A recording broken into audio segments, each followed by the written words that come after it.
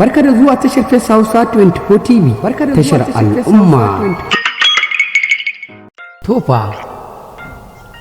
Nijar ta fara yi wa Najeriya gori akan dangane da shinkafa, wanda a yanzu sai dai a ce inna lillahi wa inna ilaihi raji'una. Shugaban ƙasa Bola Ahmed Tinubu sai ƙara matsi wasu hawawan kayan masarufi yake yi, wanda a yanzu sai dai a ce inna lillahi wa inna ilaihi raji'una. Tun bayan lokacin fitar wannan ƙasashe guda uku daga cikin ƙungiyar ECOWAS, har yanzu dai Najeriya tana cikin wani hali tun daga lokacin da ƙungiyar ECOWAS ta fara shiga cikin wani masarufi. Tun wannan lokacin kuwa Najeriya shinkafa take neman ta bi ƙarfin talaka, wanda a yanzu duk kwanan shinkafa yake neman ya bi ƙarfin talaka, wanda ake ganin yanzu ƙaramin abinci shine garin kwaki,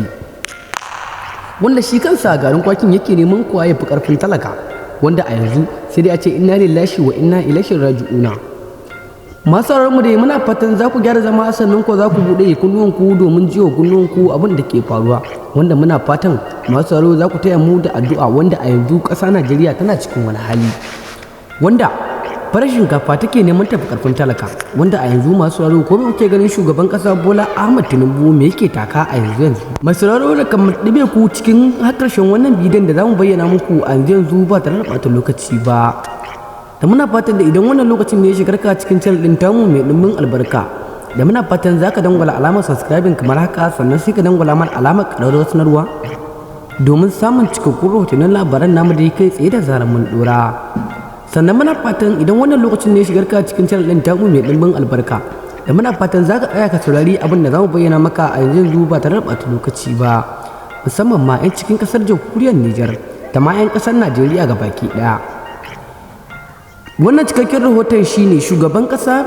shugaban ƙasar jamhuriyar Nijar ya fito ya fara yi wa Najeriya gori tun bayan lokacin da shugaban ƙasa Bola Ahmed Tinubu ya yanke wutar da take kaiwa zuwa jamhuriyar Nijar ɗin. Shi ma tun bayan juyin mulki shugaban ƙasa Abdurrahman Chani ya yanke mana ruwan da yake bamu a cikin ƙasar ta Najeriya gabaki ɗaya, wanda a yanzu shugaban ƙasa Abdurrahman Chani yake wa jamhuriyar Nijar gori, wanda yanzu dai muna fatan shugabanninmu dai komai suke fama za su yi nufi da mu, da muna fatan mai sauraro muna sauraron ku a jikin comment da za ku dawo mana da ra'ayoyinku, muku za mu amsa muku da abin da kuka tambaye mu, za mu bayyana muku da martani akan abin da ke faruwa. Allah ya sa mu dace.